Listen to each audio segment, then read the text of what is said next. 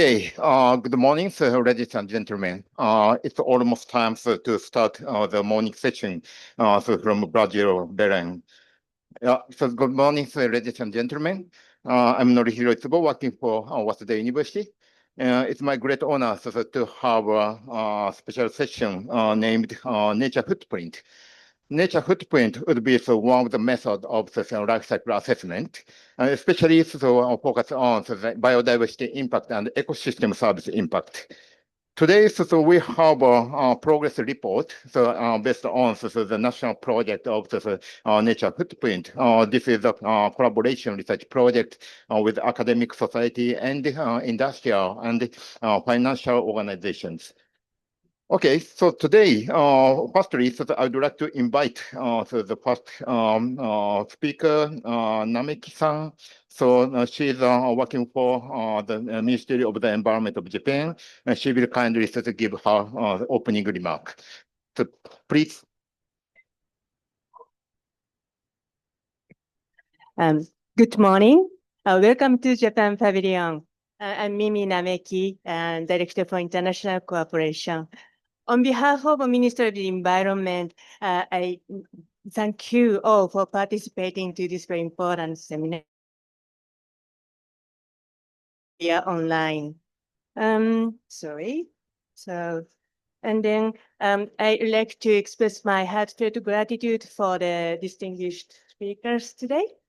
And I'd like to thank the Waseda University for co-organizing this timely event.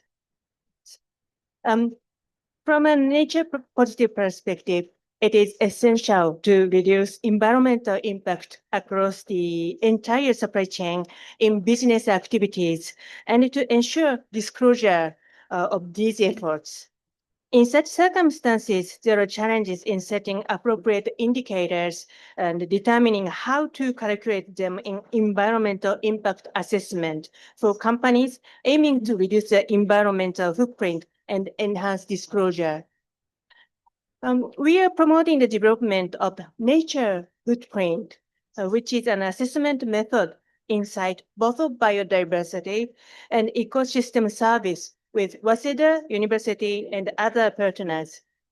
This method will enable us to conduct a detailed evaluation reflecting regional characteristics.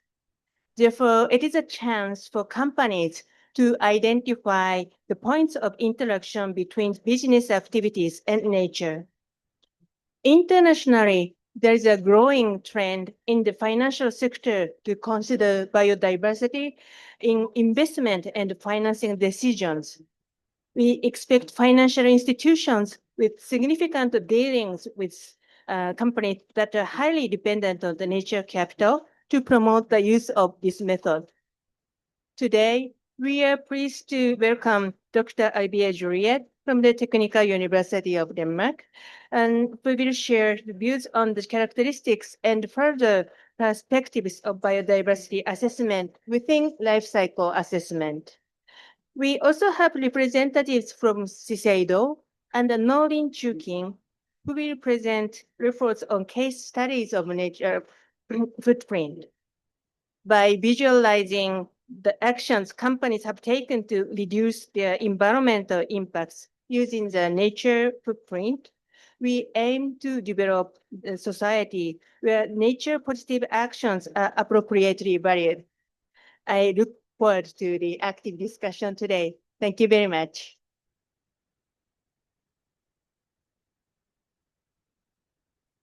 Okay, thank you very much, Ms. Nameki. This is very great remarks that we could receive. Okay, then this is the program of this session. We start from the opening remark by Ms. Nameki, and following her remark, we will have 5 lecture and presentation. And starting from Mr. Osawa, he is working for the Ministry of Environment of Japan. And then after that, we will get 2 presentations from academic society. And then the last 2 the presentation would be carried by the industry, including the cosmetic company and the financial organization.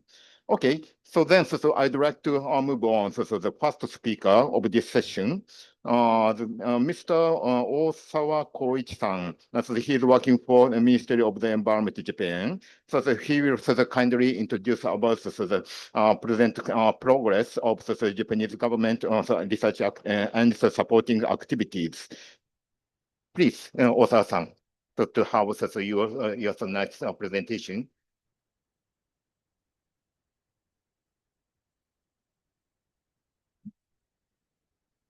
Thank you, Dr. Itsubo, for your kind introduction. I am happy to have this opportunity to speak to you today. I'd like to introduce myself. My name is Koichi Osawa from Ministry of the Environment, Japan. The subject of my presentation is initiatives to promote nature-related disclosure in Japan. First, I would like to announce one thing. This presentation would not have Q&A session. So I would tell contact information at the last of this presentation. Today, I would like to talk along the line of a table of content. First, I begin my presentation with our basic idea about biodiversity mainstreaming. Besides, I will mention our action toward nature-positive economy. For example, promoting disclosure, creating business opportunities. Do you know about biodiversity and ecosystem services? Many people are familiar with biodiversity, but how about ecosystem service? Ecosystem services are the four main services that underpin human survival, safeguarding people's prosperous lives, health, and safety. Many economic activities depend on natural capital, and its degradation poses a clear risk to the sustainability of socio-economic systems. The table on the left shows global risks over the next decade, ranked by severity as presented at the World Economic Forum. The loss of biodiversity is recognized as a crisis, as severe as climate change. Additionally, it is estimated that a natural destruction will impact $44 trillion. This is equivalent to half of the world GDP. To make socio-economic activities sustainable, a transition to nature-positive management is necessary. Nature-positive management is a management approach that integrates the concept of nature conservation. The mission of my work is mainstreaming biodiversity.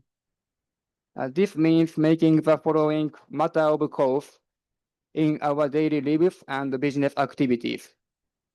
Considering biodiversity and nature, not taking actions that may damage biodiversity and nature. It's easy to imagine why. To achieve this, realizing a nature-positive economy is essential. In other words, changing the flow of funds from nature negative to nature positive. This is our nature positive strategy. As you see on the left side of the slide, we are trying to support behavior change in private companies, such as offering some guidelines and workshops, which help companies disclose nature-related information. To let companies address this issue continuously, such behavior change needs to be reflected in their main commercial activities. And we must let the companies believe that their efforts about nature can be an opportunity for their business. Thus, our ministry has also offered some occasions where companies can find such a business chance in the context of nature-positive economy. Our country, Japan, is heavily dependent on foreign countries by importing a lot of food and resources. So behavior change in Japanese companies is crucial at the global level. On the other hand, on the right side, we think that visualizing the value of nature domestically is also important, and we are undertaking some specific activities which are listed.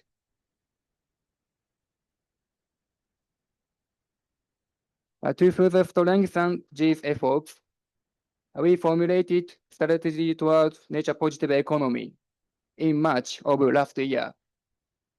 I will introduce specific initiatives starting on the next page.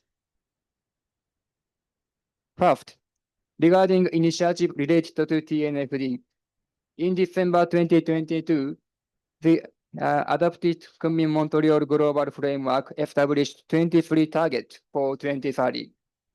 Among these target 15 states, businesses, particularly large corporations and financial institutions, shall take measures to assess and disclose this biodiversity-related risk, dependencies, and impacts, and provide information necessary for sustainable consumption. In response to these international developments, the TNFD framework has been established to require disclosure of nature-related financial information. It recommends disclosing 4 pillars aligned with the TCFD regarding business-related to nature issues and corresponding corporate responses. TNFD disclosure enables companies to understand their dependence on and impact upon nature, as well as the resulting risks and opportunities. This can also assist investors and the markets in their financing, procurement, and engaged decisions. As of November 2025, Japan leads the world in the number of companies adopting TNFD. Furthermore, we support the activities through contributions to the TNFD and other means. For promoting disclosure, we held workshops included following programs. Lecture on the importance of disclosure from an investor's perspective. Practices with tools useful for disclosure. A discussion on issues relating to disclosure. Lecture on the importance of involving IR and corporate planning departments. Participants have provided the following comments. It was very helpful because it included actual experience on tools, not only lectures. And it was useful to hear about the importance of nature-related information disclosure from an investor's perspective. In November 2021, Japan Conference of the 2030 Global Biodiversity Framework, JGBF, was established. JGBF is a collaborative platform comprising industry, government, academia, and citizens, headed by the chairman of the Japan Business Federation, Keidanren. Taking actions to promote the participation of domestic multi-stakeholders and to foster voluntary initiatives and collaboration. To achieve our current NBSAP aligned with the KMGBF. Under the general meeting, forums and working groups focused on specific areas and stakeholders are established to host symposiums, business matching events, and other activities. We host business matching events. This is our proactive approach to create business opportunities. JGBF began issuing nature positive declarations and calling for registration from 2023 to various stakeholders. This declaration is the first step toward the realization of nature positive, and invites various stakeholders to express their intention to realize nature positive through their activities. The nature positive declaration of each registered organization is compiled into a database and posted on the portal site. Regarding the current state of nature positive declaration, to further expand and deepen efforts toward a nature positive future, the target number of organizations was raised from 1,000 to 1,500 in July 2025.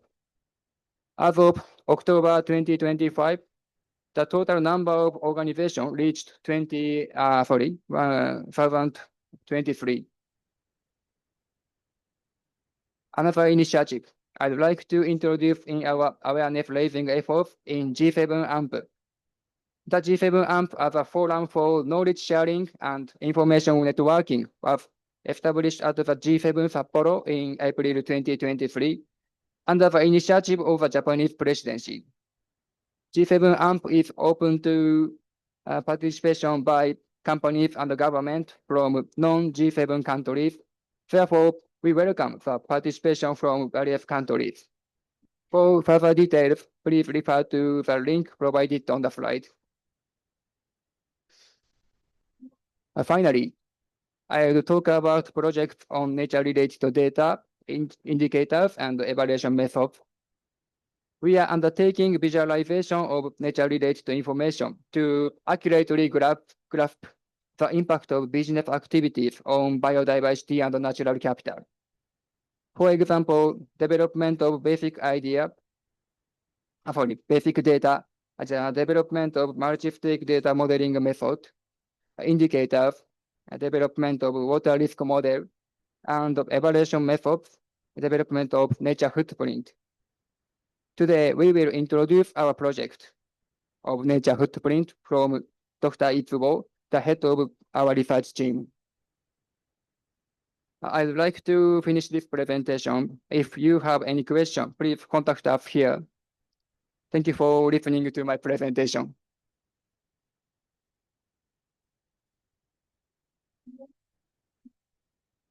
Okay, thank you very much, Osawa-san. So you have the next presentation introducing about the current status of the Japanese companies' activities related with disclosure of the environment and especially the nature-related information. Okay, so then now we have information about the national basis, especially focus in Japan. And then what about the present status in international? So then I'd like to invite Professor Olivier Joliet. So he's a professor in Denmark Technical University, and he also leads the impact assessment research group of the GRAM. So this is supported by United Nations. Today, he will kindly introduce about the current status of the life cycle impact assessment. So then, please have please note, share the information about the international basis.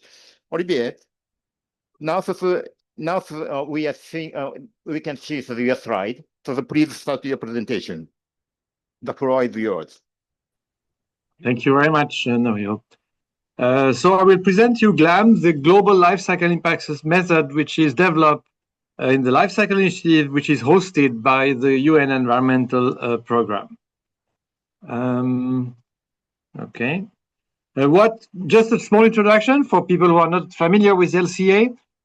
For evaluating the impact of a product, we start from the product life cycle, and we calculate about 1,000 different emission or extraction from the environment. This is called the life cycle inventory, LCI here. And once we have that, we need to make this flow comparable. And this is the role of life cycle impact assessment, where we look in different impact category, what are the different impact on the environment, and then there is an interpretation. Today, I would like to focus on this life cycle impact assessment part of the methods. And the objective of the project in the Life Cycle Initiative was to create a global life cycle impact assessment method, which could be recommended by the Life Cycle Initiative. And it has involved more than 200 scientists worldwide. We had multiple consensus workshops with a large number of scientists. And this is the picture of that was our final in-person consensus workshop 2 years ago here. This has been a long endeavor in the sense that LCA really started to develop strongly within the CTAC, Society for Environmental Chemistry, and we had a working group of LCIA, and we thought we need a partner which can give us a more global reach, and that's where we contacted UNEP, And that led, in fact, to the UNEP CTAC Life Cycle Initiative launch in 2002. We then developed some consensus model like USTOX for toxicity or the AWARE indicator for the water model until 2012, where we, in fact, in Yokohama, it was the start. We started the consensus finding for different environmental indicator, and finally in 2019, the creation of a global consistent method. What is the coverage of GLAM? It covers three main areas of protection, as we call them in LCA. The ecosystem quality, the biodiversity, basically. And you have here some originality of GLAM compared to other methods.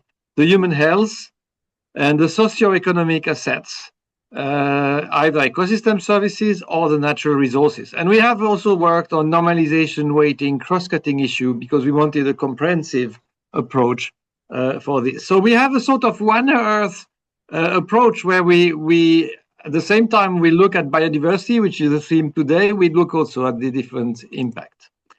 GLAM has to compare then these 1,000 flows or has 1 million life cycle impact assessment characterization factor, which are covering and comparing the effect of 10,000 plus life cycle inventory flow on 22 impact category. How does it work?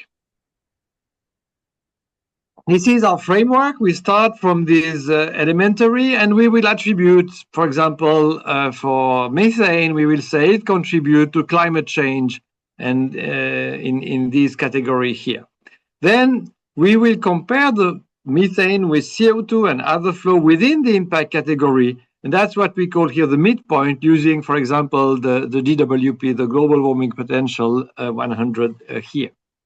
Then, but it means we have different category, human toxicity, climate change here, ecotoxicity, aquatic, and we can compare flow within the category, but we would like to make them comparable across category. And that's a role where we do still natural-based modeling to get the endpoint level or damage category. And then we could sum them up, or I like to keep them separate, but compare them because they are all in disability adjusted life years or potentially disappearance of species, fraction of species for ecosystem quality and dollar for socioeconomic asset. And then we could eventually weigh the damage, normalize them, we come back to that, and to make them even more comparable. I take the example of climate change impact on ecosystem quality, and especially on the different freshwater, terrestrial, and marine environment here. We start from the greenhouse gas emission. That will lead us to change in relative forcing, that's the midpoint level, change in temperature here, surface temperature. For the freshwater, change in stream flow or near surface air temperature. We then move to a damage level with those response to get the disappeared fraction of observed species to finally get the freshwater, terrestrial, and marine impact on ecosystem. And here the damage are potentially disappear fraction of species. The GDP being here the midpoint, the global temperature potential. This is then calculated for the different species group. You have here the impact of CO2 in this PDF, or here it's PAF, it's potentially affected fraction of species, and also for a different region of the globe. And you see that we can go at the pixel level, in fact, to get the impact of biodiversity of 1 here gigaton gas emitted on the environment. So now how do we go from potentially affected to potentially disappeared fraction of species? This is where we need to account for the species richness in the world, and that was done using the IUCN threat category and the occurrence certainty of species in a certain region to then get what is the relative richness and also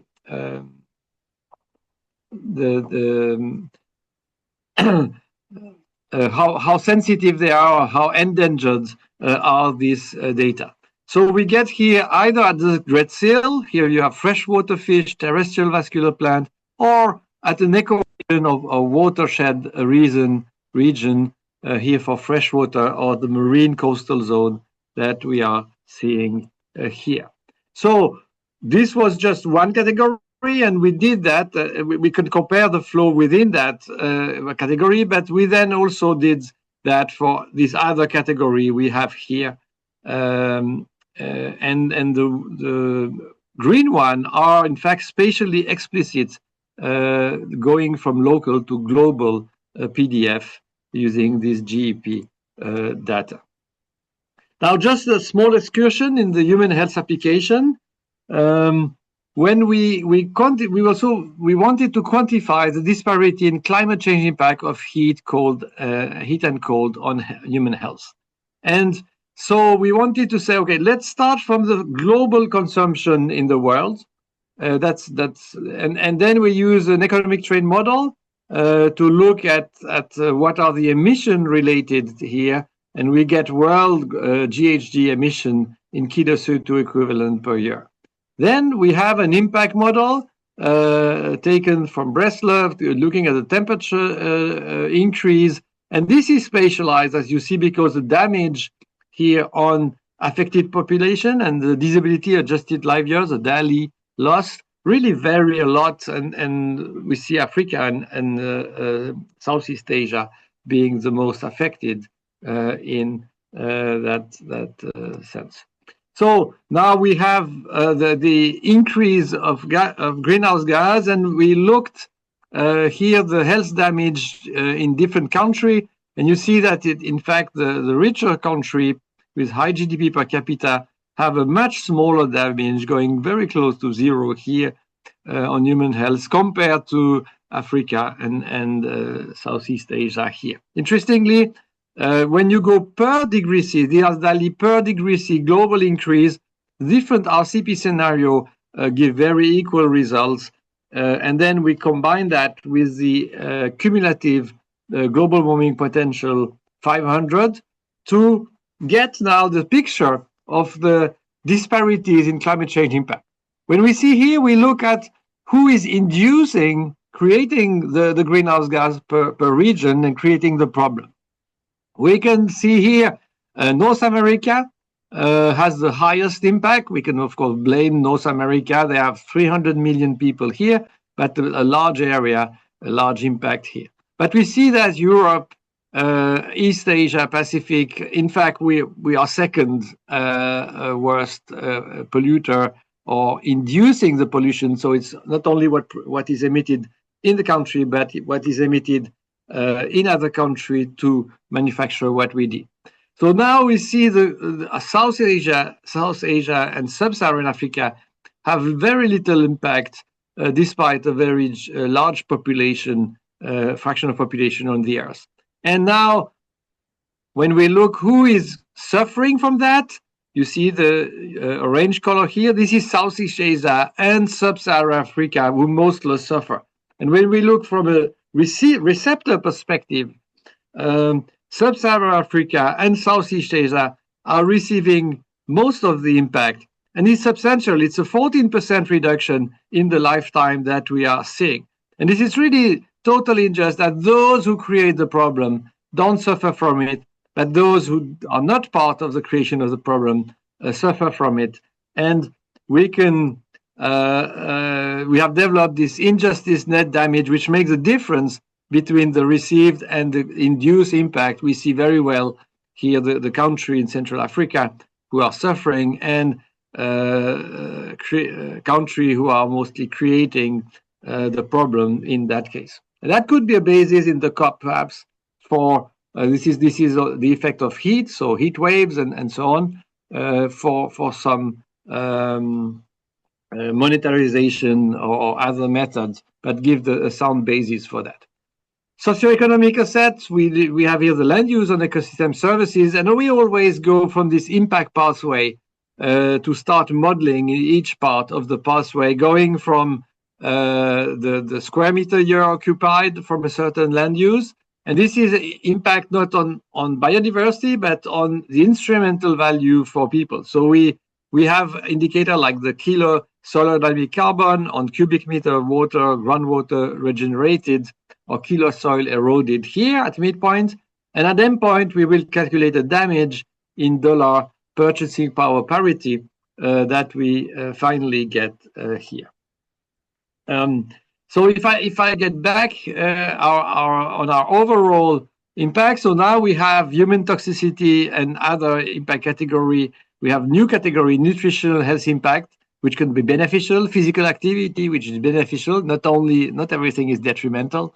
Another category.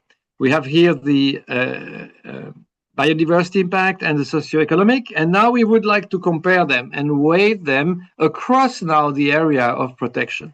When we do that, the GLAM weight, and that's the work from Marco Sinelli and Cecilia Ashkam and colleagues who did that, they made a survey with 3,200 participants worldwide with low, middle, low, middle, high, and high income country, separating the impact with face-to-face in some African country, in Turkey, the survey company, and that was Norihiro Itsubo leading that. And I would say on this weighting, Lime method has been really showing us the way to go on that. We arrived to weight of a bit more than a third for human health, a third of the value for normalized flow here for ecosystem quality, and a bit less on natural resources. If we take the low-income group, we see here a difference that low-income group who might have problem to feed their children, in fact, give more importance to human health and a bit less on the ecosystem quality. Now, finally, based on this weight, we are able to provide the respective importance, in fact, from the overall effect of each of the impact category which are here. And for example, here for terrestrial ecosystem, land use is the dominant part. I jump here to ionizing radiation, for example, which is orders of magnitude. This is a log scale, so is 3 orders of magnitude less important. So not every category are equally important, and that's where the beauty of the method to be able to do that and make comparative rather than single score. For socioeconomic impact, we have the soil organic carbon, most important, and fossil and mineral for the resources. Conclusion, LCIA, life cycle impact assessment, is the art of consistently comparing comparing different impacts and making them comparable and fostering LCA comparability. GLAM provide millions of spatially explicit midpoint and damage characterization factor, quantifying really it's a one Earth data set to able to start comparing things and making them in a consistent way. Offer worldwide valid environmental indicator for application, and here we can now cover the global supply chain. And I think this science-based approach will provide better confidence. And our goal with LCA and LCIA is to avoid burden shifting, that we don't try to solve a problem by creating another. Thank you. And this is the whole team. It's not only me, of course, plus 200 scientists. And we've been supporting this last, in fact, 15 years by the Swiss Confederation, which has been great. Thank you very much.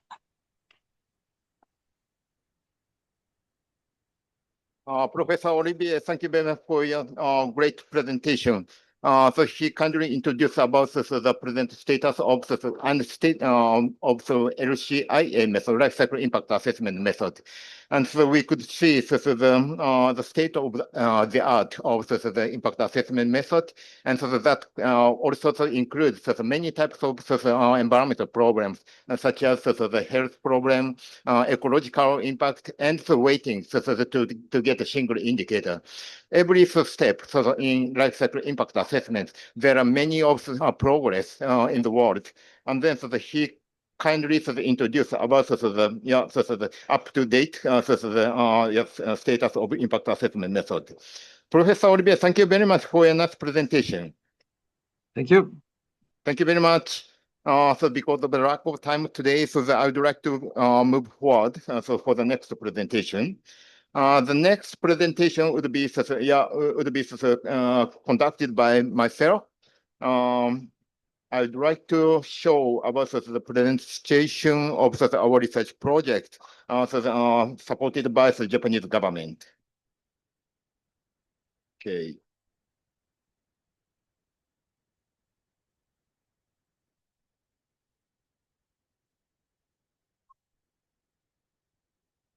Okay, so then I would like to start with the introduction of our research activities, and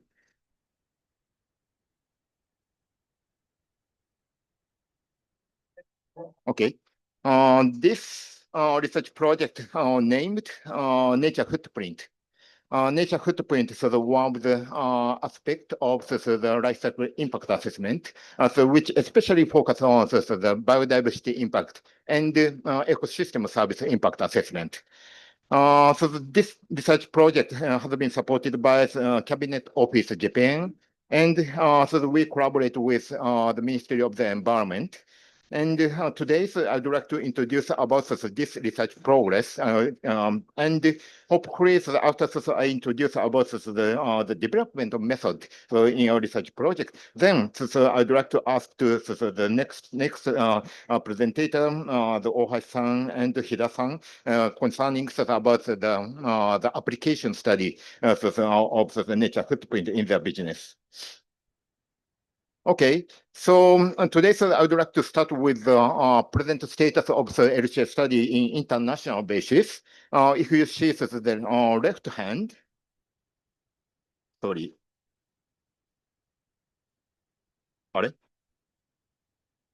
If you see the left hand, this is pointer. Okay, this figure shows the transition of the number of the publication of the international basis research articles related with LCA.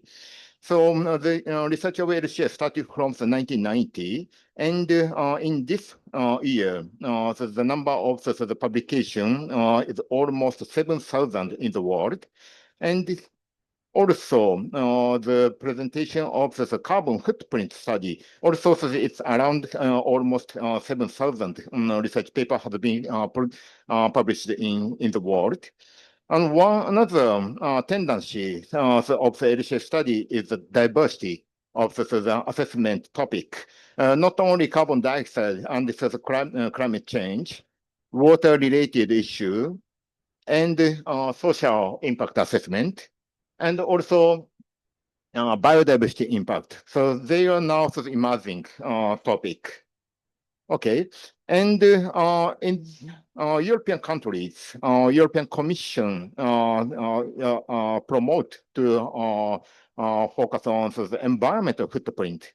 So this indicator covers 16 types of environmental issues, including climate change, land use change, and acidification, and so on. And the final result would be expressed as a single indicator like this. In the case of the case study for detergent, it's evaluated as 13.3 micropoint as the total impact. But it also includes these 16 types of impact category in their evaluation. And then it also includes biodiversity impact in this model. So however, it doesn't mention the biodiversity impact directly in this framework. In Japan also, we started to develop impact assessment method, which is supported by Japanese government, METI, and NEDO, and Cabinet Office Japan, and Ministry of the Environment supported to develop our method. Our method is named as LIME, Life Cycle Impact Assessment Method based on endpoint modeling. The most up-to-date version of the LIME is third. The most important characteristic of this method is to cover global background. as you know, so the environmental impact would be different from the location. We consider this kind of differences. So in our LCA case study. And one other point would be the economic evaluation. We have to consider many types of impact categories in our analysis. Then, so if we take some of the single indicator, if possible, the monetary value, it's possible to compare between the balance among the impact categories. This will be one of the most important points for us to develop the method. After we developed the model and released to the public, so many of the Japanese customers have already used our method.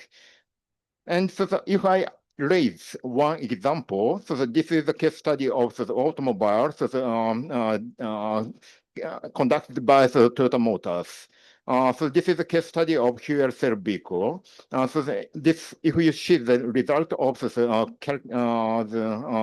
GHG emission, especially the carbon footprint of fuel cell vehicle, it's possible to reduce the amount of the impact of the carbon footprint because it's possible to replace the combustion of fuel in operation stage when switched by the hydrogen in operation. But if we see the case of the result of the mineral resource consumption, the result of the fuel cell vehicle might be higher rather than the conventional type of vehicle.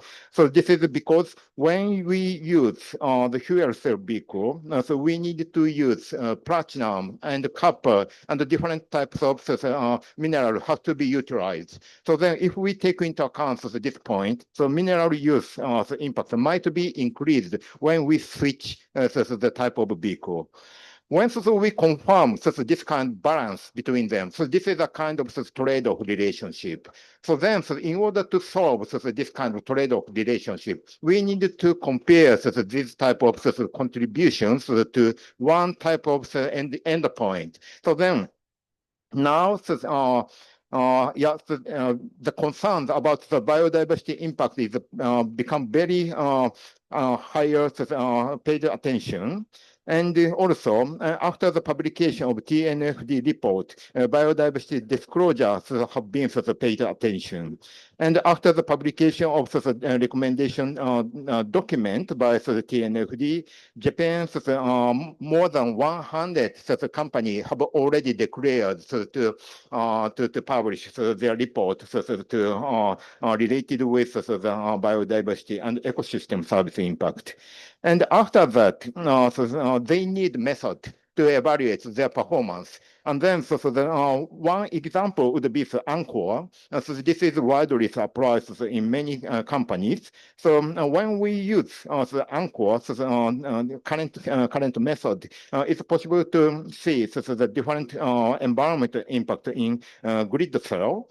It may be possible to improve the spatial differences in the study.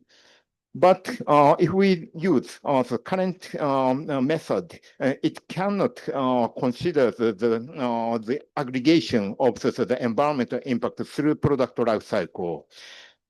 Then, another organization, which is the PBAC, the Partnerships Biological Accounting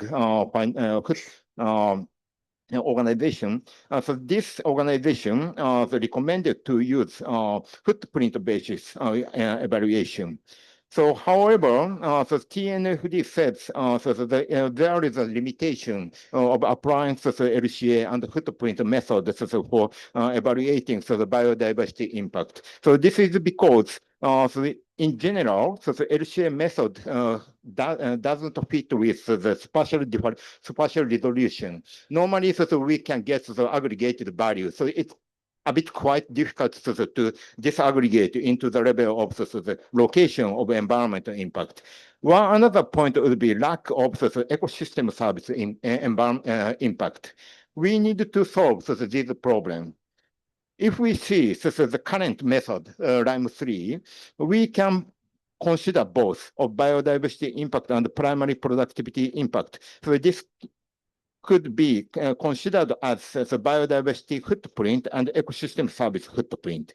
But if we use this method directly to reflect to apply to the biodiversity assessment, we have limitation. One of them would be it's quite difficult to see the comprehensiveness in our assessment because when we see the case of primary productivity, this is only one part of the ecosystem service. The ecosystem service would be a more wider concept. So this is one element of the ecosystem service. One another point would be an indicator. So this is originally we defined indicators in this method, but this may not always famous international basis. In order to verify the result of the biodiversity impact, we needed to use the more famous or commonly utilized indicators in the world. And also, we need to improve the quality of, especially for the geographical resolution. In order to solve these problems, we started to develop nature footprint. This is a framework of nature footprint. And yes, this method can be divided into two parts, biodiversity footprint and ecosystem service footprint. So in the part of biodiversity footprint, we adopted EMSY, the number of extinction species in 1 million species years. So this is widely applied in United Nations research framework and also adopted in the study of the planetary boundary. So if we use this indicator, we can compare our result with different literatures.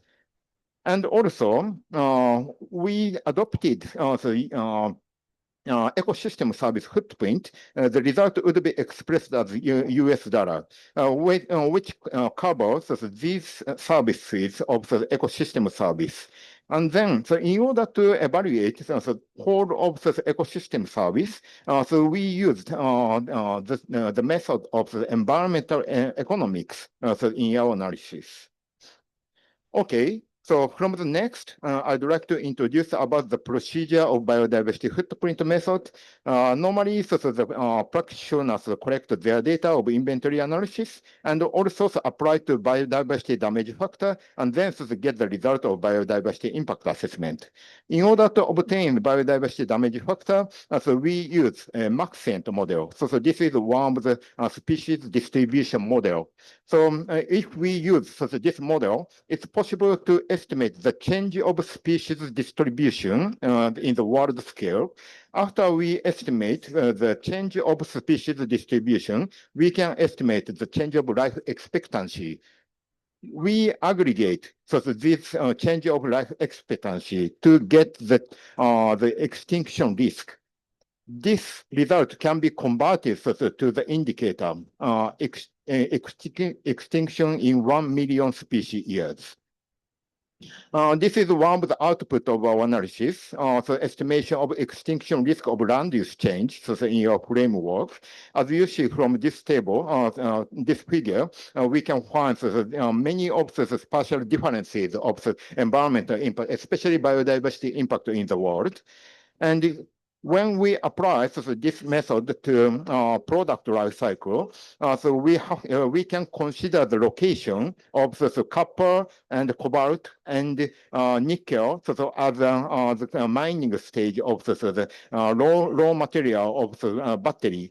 And also, this material would be transported to China, and then the China will transport their materials to Japan. Japan assembles their product to make final product, and the final product would be exported to Europe and the United States. Considering the difference of the spatial sensitivity of the biodiversity impact, we can get the final result of nature footprint like this. If we confirm the mining site shows higher impact in the product life cycle, we can consider the scenario. So how to reduce, how to mitigate environmental impact.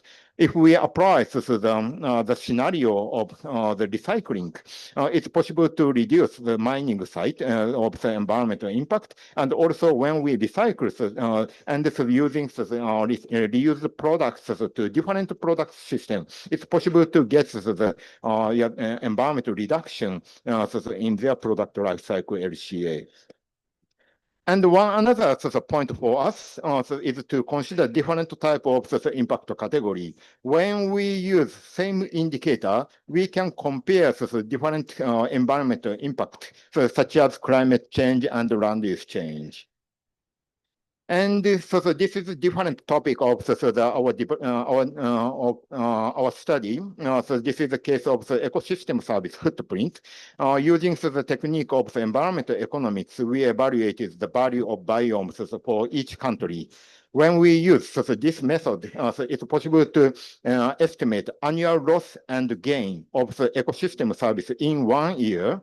So if we see the case of the middle scenario, we can see the red color, the loss of the ecosystem service, and blue color shows the gain of ecosystem service. So if we go on the present state and present situation, the loss of the environment, the loss of the ecosystem service is much higher rather than gain of the ecosystem service. But if we change the scenario to sustainable scenario, so the impact would be changed a lot. If we see the case of South America, we can find that the red color loss of the ecosystem service might be disappeared. And also, when we consider the gain of the ecosystem service, if we see the total value of the ecosystem service change would be the positive value. It means when we change the society from current status to a sustainable scenario, we can realize nature positive in the case of the ecosystem service. Okay. So now I have introduced about the present situation of our research development. So in your research project, not only the organization from academia, but we with many of supporter of the user and the manufacturer, the supported to applying their case studies in LCA. As you see from this, the manufacturer and the material and the chemical and financial organization supported to apply our research project. So the result, tentative result have already obtained, and so in the next March, the result would be released to the public. Okay, so this is a summary of my talk today. So because of the lack of time of today, I'd like to skip this. Thank you very much for your consideration. And so this is information of our website. If you kindly visit this, I'm very happy. Thank you a lot.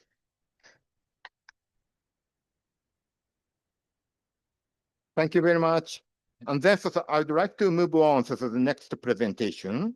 The next presenter is Ohashi-san. So he's the expert of the Shiseido company. So he will kindly introduce about his company's research activities and also the case study result of the nature footprint. Ohashi-san, please.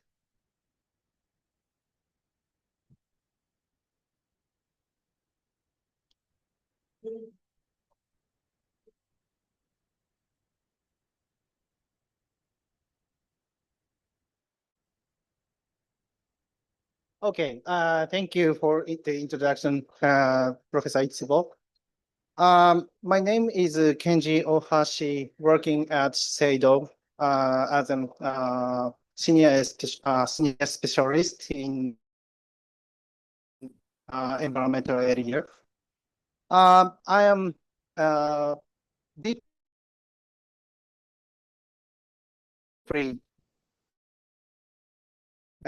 honored to be here and to share our work with you all.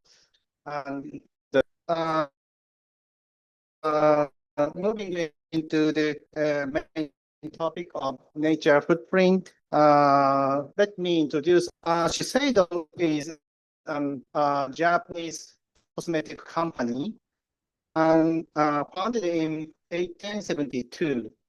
And the name of Shiseido comes from our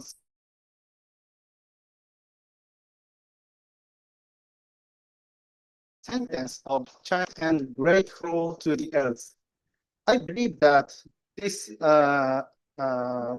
philosophy is deeply aligned with the sustainability concept that is central to our identity.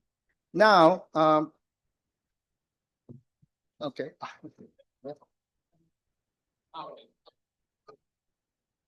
Thank you. Now we are sorry. Now we are committed to our corporate missions, building innovations for a better world. We aim to contribute to more sustainable world, sustainable environment, sustainable society, while supporting people's happiness under this corporate mission. In the environmental area, we committed the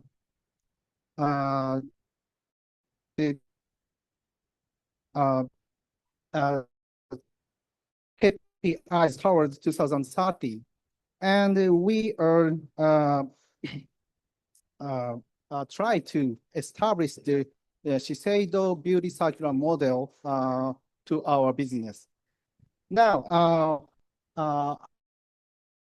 as for the CO2 emissions, we have set the science-based target for our Scope 1 and Scope 2 and Scope 3.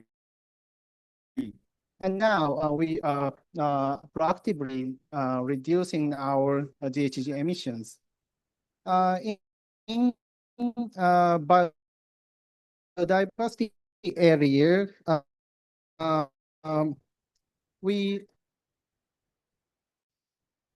now let's move on the main topic of nature footprint.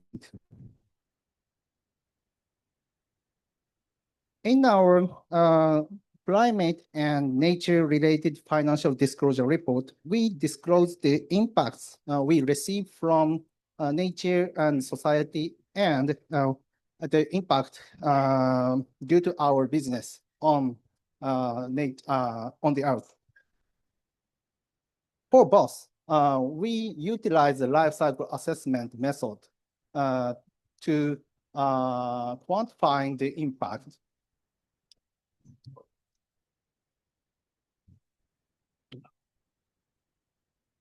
Okay. Simply speaking, in LCA, impacts are calculated based on the elementary flow and the damage factors.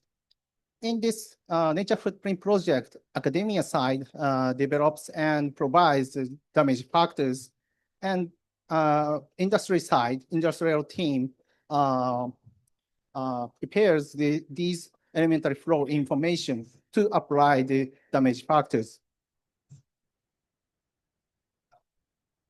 Okay, but as you know, the biodiversity damage is region-specific issue. So the geographic information in supply chain is very critical, very important to assess the biodiversity assessment. And therefore, the TNFD locate as the first step in the LEAP approach. Okay,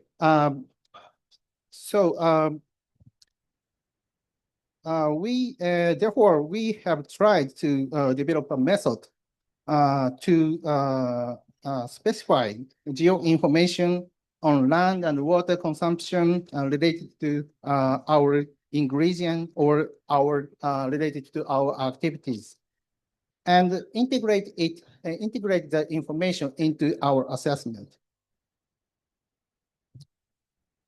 But actually, when we assess our whole value chain,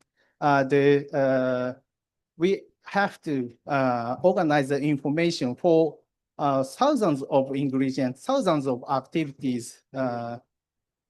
The same issues are occurring in many countries, many companies.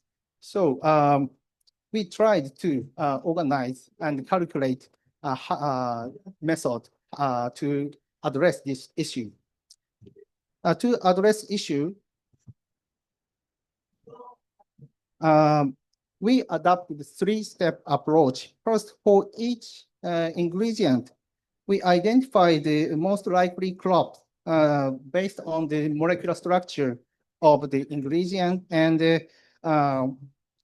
its availability. Second, we use trade statistics to determine the geo information for each crop. And third, we prefer the agricultural statistics to identify the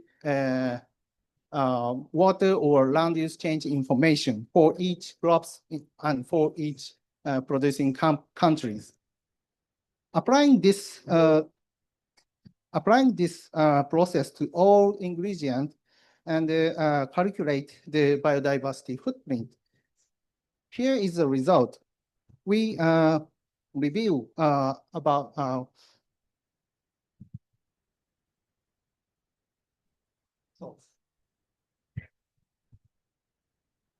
sorry, thank you. Here is the result. When applying this approach to our value chain based on line 3, our annual activities generate approximately 3 billion yen in external biodiversity-related damages.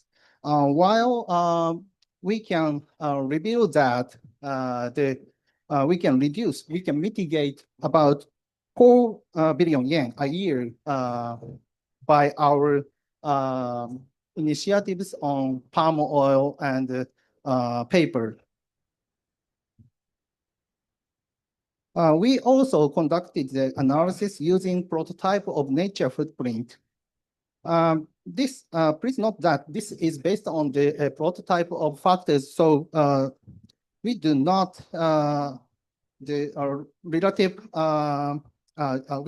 do relative adjustment among the environmental categories, but despite the prototype of factors, the reasons why we conduct the assessment and disclose this result in our report is that we think it is very important to provide the feedback to academia side quickly, and that we believe that it can help, it can support to establish the more good methodology in nature footprint area.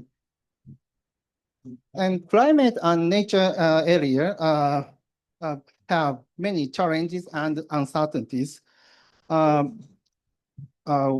have already begun the new refinement on our methodologies.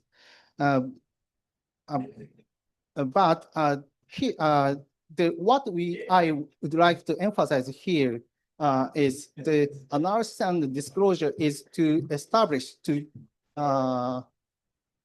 enable a sustainable society or sustainable environment or sustainable business growth. The analysis is not for analysis itself. We want to share our knowledge with you all and exchange information. And through that, we will explore more better approaches and realize a better world. Thank you. Obrigado.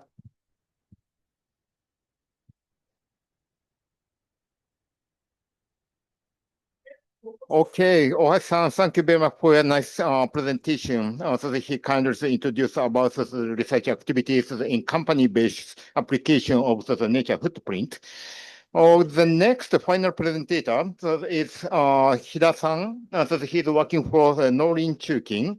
So now so we can hear the chance of the application study of the financial organization.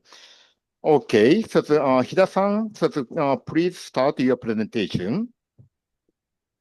Okay, thank you, thank you, Professor Itsubo, for nice introduction.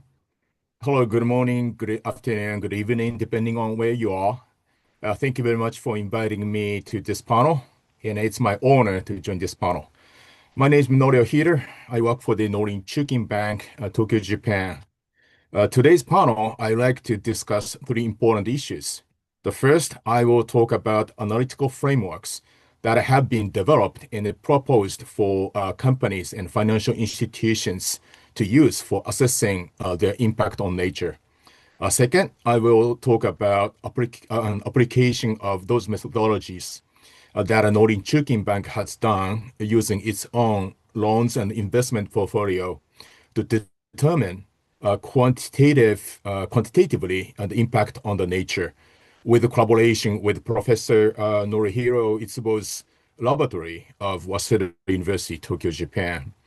Third, I will talk about way forward, the possible future development of analytical methodology to quantitatively assess and reduce the burden on nature by leveraging on the public-private academic collaboration framework. Now, I acknowledge that some the issues I'm going to talk about have already been addressed by the prior speakers, so I will try to avoid overlap where possible. So let's skip page 2 because apparently that is overlap. So let's skip that. Let's go to page 3. Thank you. So Norin Chukin Bank is a Japanese cooperative financial institution, deeply rooted in agriculture, forestry, and fishery sectors and communities. Our core principles and corporate purposes clearly define that we are to serve the sound development, prosperity, and the sustainability of those sectors and community. Next page, please. Our distinct business model clearly exhibit the Norin Chukin Bank's high degree of dependence on nature. Now, I would like to take a balance sheet as example.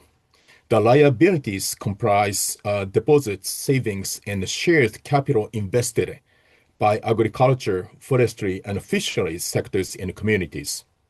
On the asset side, while we have globally diversified portfolio, our decisions to extend loans and make investments needs to be consistent with our core principles and corporate purposes. Damages to natural environment and loss of nature are critically important business risks for the Norin Chukin Bank. In this regard, Norin Chukin Bank is at the vantage point to oversee the entire spectrum of dependence, impact, risks, and opportunities when making financial business decisions, at the same time serving for the biodiversity and ecosystem services. Next page, please. To assess nature footprint, proposed methodologies and frameworks include TNFD, LEAP approach, also known as LEAP approach. The objective of the approach is to enable companies and financial institutions to objectively evaluate the impact of activities on nature and to facilitate strategic decision-making and information disclosure aimed at transitioning to nature-positive economy. The state of nature metrics shown in the page 5, now shown in the page 83, have been developed by Nature Positive Initiative, often known as NPI. The metrics are important because they are standardized, the common indicator for measuring and tracking the impact of corporate activities on the natural environment, as well as achievement of nature-positive outcomes. This initiative eliminated the confusion caused by the proliferation of over 600 different nature measurement methodologies, enabling companies and financial institutions to quantitatively evaluate their efforts using a single reliable set of metrics. In order to make our case clear in today's panel, I'd like to choose extinction risk as an example that is circled in red lines. In the universe of nature metrics, Extinction risk is critically important because it serves as cornerstone indicator for assessing the loss of biodiversity and helps companies and financial institutions manage their nature-related risk and impacts. Next page, please. In this slide, I like to elaborate EINES analytical approach developed by Professor Etsubo Laboratories of Waseda University, Tokyo, Japan. In this slide, I like to highlight the 4 important points of EINES and EMSY. Both concepts have only been discussed by previous speakers, including Professor Itsubo and also Olivier. So the first point is what they are. The EINES and EMSY are attracting attention and being evaluated as indicators for quantitatively assessing the nature footprints and biodiversity impact. These indicators are derived from the LIME3 methodology and are being developed, demonstrated, and tested as potential standard metrics for use by companies and financial institutions for nature-related information disclosure and evaluation. The second point is status of those indicators. The research and development related to EINES and EMSY are being publicly advanced as national utility demonstration projects through the public-private academic collaboration framework, which is known as BRIDGE project, which I will discuss later. The goal is to see these indicators widely used across Japanese industry and financial institutions in the future. The third point is the implications of these indicators being chosen for the BRIDGE project. The project facilitates engagement between companies and financial institutions to discuss nature-related risks and impacts using common indicators such as EINES and EMSY. This enables investment decisions and improvement suggestions to be made based on shared valuation results. So in summary, EINES and EMSY are key indicators for biodiversity assessment aiming at companies and financial institutions promoted through the National Bridge Project. They are linked with the broader actions toward quantitative assessment of natural capital and its integration into financial and investment decisions. Next page, please. So this page 85 and 86, lay out the process and the conclusion of the joint research projects, which the Norin Chukin Bank participated in with Professor Itsubo's laboratory, aimed at developing the in-depth understanding of impact of loans and investment by Norin Chukin Bank on climate change, natural capital, and biodiversity. For doing that, we took two-step approach. So page 85 lays out the first step of analysis. The Norin Chukin Bank calculated GHG emission across a wide range of assets within our own investment and loan portfolio. The table on the left of this page lays out calculation methodology. The table on the right of this page lays out the result of the calculation. The GHG financed emission from Norin Chukin Bank's loans and investment portfolio for all sectors was estimated to be 36.0 million tons CO2 equivalent in total. The sectoral breakdown is based on the sectors recommended for the disclosure by TCFD. Next page, please. Using the result of the first step shown in the page 85, we calculated equity footprint indicators using methodology of life cycle assessment. to assess the biodiversity impact on the climate companies. The life cycle assessment has already been discussed by previous speakers. The result of analysis indicated that size of EINES in a portfolio is 0.021 ANS per year in fiscal year 2023. This means that Norinchukin Bank's investment and loans are generating an extinction risk equivalent to 0.021 species per year. You may note that a biodiversity footprint arising from Japan's economic activities total amounts to 1.5 NS per year. Our NS value in the fiscal year 2021 based on our portfolio analysis was 0.026. Thus, the impact on the nature by Norinchukin Bank's financial business activities declined from 0.026 to 0.021 in 2 years. This is due to reduced exposure, primarily in the chemical manufacturing sector and education, health, and other service sectors. You see the portrait of dog or fox on the right side of the page 86.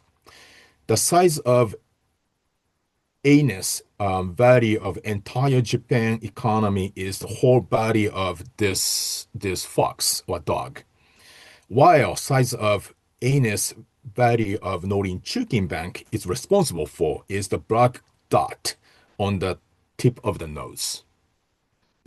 So we have not concluded yet what would be the best interpretation of the decline in ANS from 0.026 to 0.021 in 2 years. To make the meaningful interpretation of the decline, it is essential that considerable number of companies in its fiscal institutions, financial institutions, estimate the impact on the nature globally, so that we would have sufficient statistical population and assess significance of our own impact on the nature in terms of ANS relative to the population. Next page, please. We also analyzed biodiversity footprint of loans and investment by each sector by categories of emission, namely Scope 1, 2, and 3. The analysis confirms that Scope 3 emission accounts for over 50% of the biodiversity footprint of many investees and borrowers, with sizable impact throughout supply chains. On the other hand, the impact of Scope 1 emission is large in electricity sector, with the sector-specific activities such as energy production processes contributing to the biodiversity footprint. Next page, please. In this slide, I'd like to speak about the bridge projects, which I referred to earlier. The bridge project, led by Professor Itsubo of Waseda University, is being implemented as part of the Japanese Government Cabinet Office initiative, namely the Bridge Program for Research and Development in Society 5.0. The project primarily sets forth the following objectives. First, advancement of the life cycle assessment. The project aims to develop the nature footprint impact assessment methodology by expanding LIME3 methodology. Japan established life cycle assessment method to quantitatively evaluate impact of biodiversity and ecosystem services. Second, demonstration. The developed methodology is validated for its effectiveness through demonstration projects conducted in collaboration with financial institutions and companies. Third, international standardization. The project seeks international standardization of the assessment methodology used to visualize the impact of corporate activities on nature. Fourth, the information disclosure. It promotes disclosure of the nature-related risks and opportunities by companies and financial institutions based on frameworks such as TNFD. This project aims to integrate the assessment of biodiversity and ecosystem services and build a foundation for the companies to reduce their environmental burden across the entire supply chain, thereby transitioning towards nature-positive management. The Norinchukin Bank has been actively participating in the Bridge project and actively promoting engagement of nature-related risks and opportunities with client companies. We embarked on the project with our client companies in food and beverage sectors, where we have relatively large exposure, and the sector is known as high GHG emission sectors. Next page, please. So in the last page, you'll find a QR code. This QR code will take you to the year 2025 Japanese language version of Climate and Nature report published by Norinchukin Bank last August. So please visit our site and find the document. The English version of the report will be made available by the end of this week, we expect. So let me stop here. Thank you very much for your attention. Dasan, thank you very much for your nice presentation. Now, so it's time to finish our event. Also, we have 5 presentations in this seminar, and from the government, and from the academia, and from industry. So there are many of the collaborations with many of the stakeholders. We hope to have a collaborative study furthermore to realize sustainable society. Okay, so now we would like to finish the event. Thank you very much for joining us today.